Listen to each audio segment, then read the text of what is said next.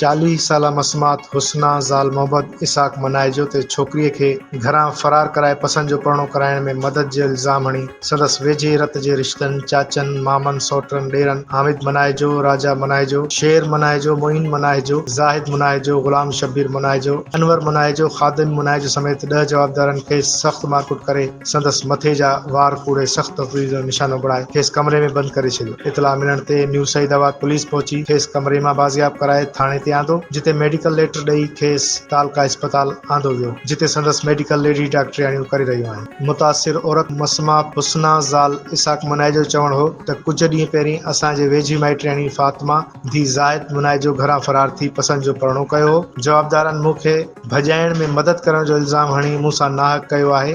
SHO शाहज़मान Chandio जो चवण हो त इतला ते औरत खे वठी मेडिकल लाइ लेटर जारी कयो आहे। वधीक संदसि वारिस या पाण ईंदी त केस दाख़िल करे कार्रवाई कई वेंदी। वाक़े खां पोइ न्यू सईदाबाद पुलिस ॻोठ गुलाम मोहम्मद मनाए जो में मुख़्तलिफ़ जायुनि ते छापा हणी वाक़े में मुलविस 5 जवाबदारनि हामिद मनाए जो, मोइन मनाए जो, ख़ादिम मनाए जो ऐं गुलशेर मनाए जो खे गिरफ़्तार करे वरितो आहे।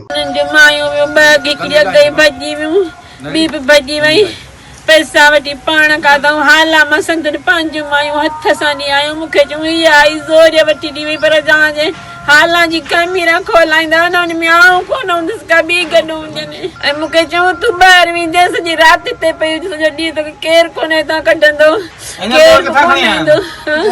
हींअर मूंखे घर राति कमरे में मारे छॾियो। मुंहिंजी धीअ शाहिद आई आहे, हीउ मुंहिंजो नंढड़ो 7 सालनि जो आहे।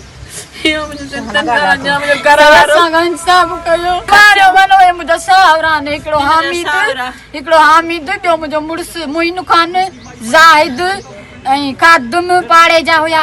शेर मुंहिंजो चाचो